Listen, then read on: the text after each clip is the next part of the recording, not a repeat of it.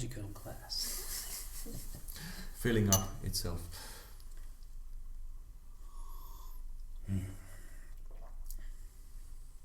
This must be one of the best whiskies I've ever had. It's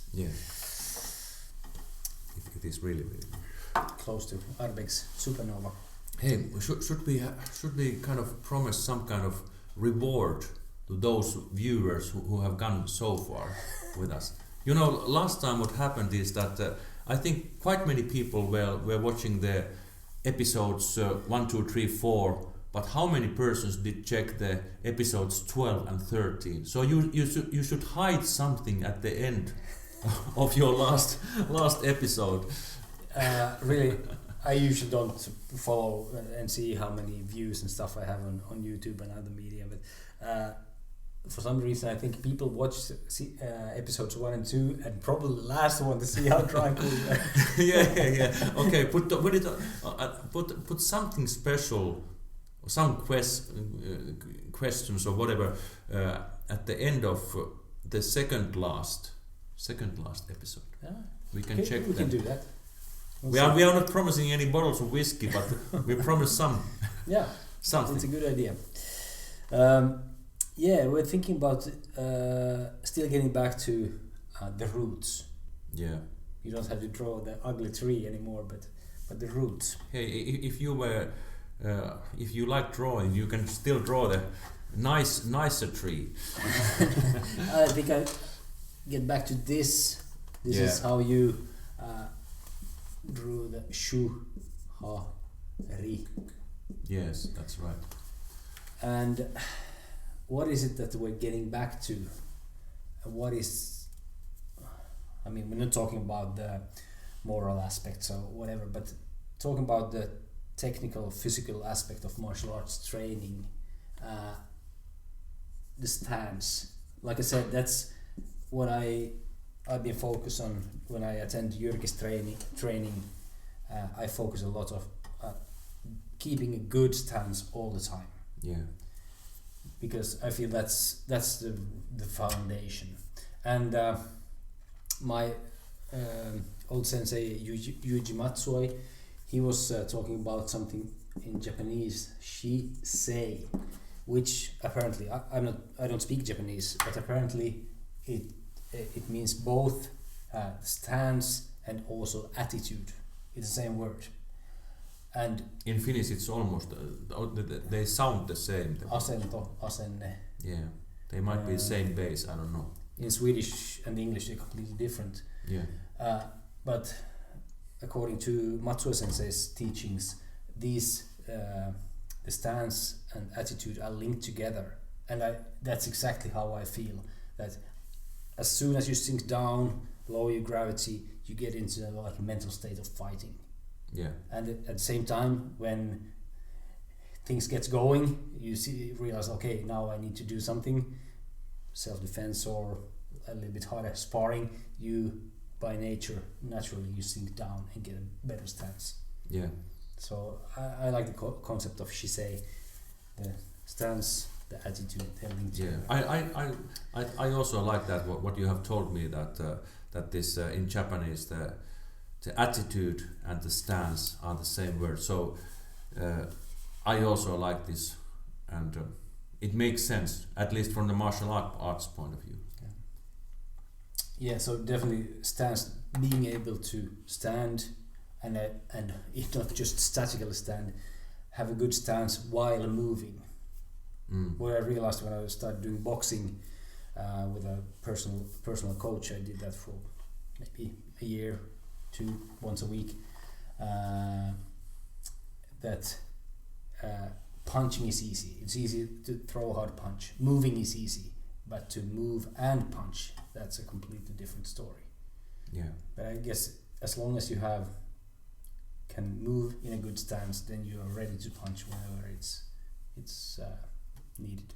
Yeah. Actually, 1 week ago, I was on a private boxing lesson by this European champion Amin Asikainen, and when I was look what he was doing, he actually had these 2 things what you mentioned, and then on protection on top of that. So his stance was very good.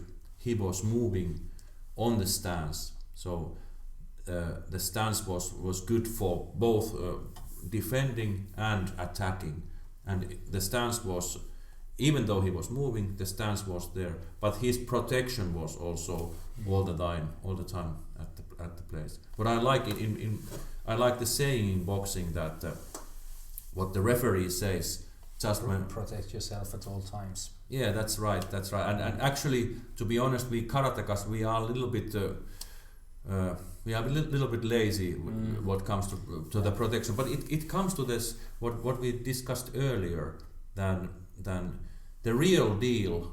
If you are in the real deal, so if you are in the boxing ring and somebody is hitting you, you will learn very very quickly the meaning of protection. What we do, our maximum situation is that we simulate the real situation. But normally we don't even simulate, so then it's easy to keep your hands or keep the whole protection. It's not where the hands are, it's the whole. It's also attitude related issue. So to move that, so can we say that we're talking about the roots now? Yeah. This is not much better than Jyrki's, but. That looks more like an octopus then. Okay, so that's a trunk, and then what the branches. Yeah. The three. And now you are too high. That looks like a mushroom or a nuclear explosion. But stance. I think that's the main root. Yeah. Oh. And ability to move. Right? Yes. You can't be standing in one spot. You need to be able to move. And protection. Yeah, those are quite good rules already. Roots. And it's easy with protection. It's we've been talking much about the punching, kicking, stand-up stuff. It's easy to start thinking that it's about keeping your hands up all the time. But eventually, when we get into the clinch, it's more about getting your head close to the other person's body. So, of course, it's related always to the context, but to make sure to be in a position so the other person can't punch you. Yeah, I think if you have these three roots in place, everything else is much easier than on the trunk and on the branches. Yeah, this one of course is defensive. This could be both defensive and offensive, and stance. Yeah, both. I think actually both. Everything is related to both attacking and defending, because also when you are attacking, actually you might drop your protection when you are attacking, and then you are vulnerable for counter-attack. So no matter are you attacking or defending, I think these are crucial. Yeah, I would like to add at least one. This is nothing I thought about beforehand, but energy transfer,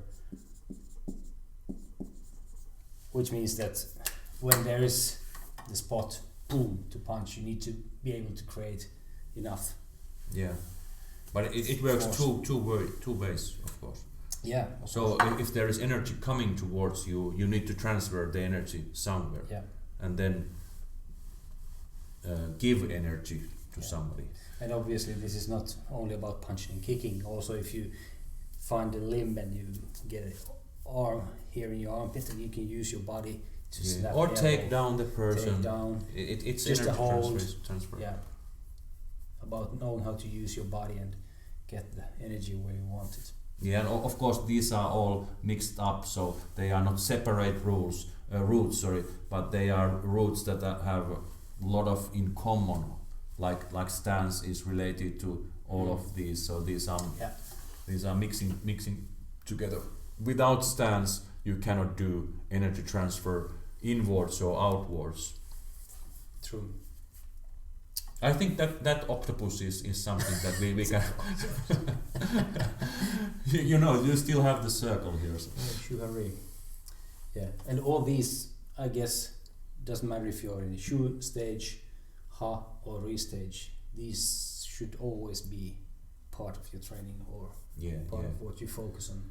Yeah, last when we discussed about the karate tree, we were talking about the trunk and the upper part of the trunk and branches. But what we didn't discuss is that what you should always do is to grow more and more roots. If you physically think about the tree, so if the tree gets bigger, it will fall down if you don't at the same time also grow your roots.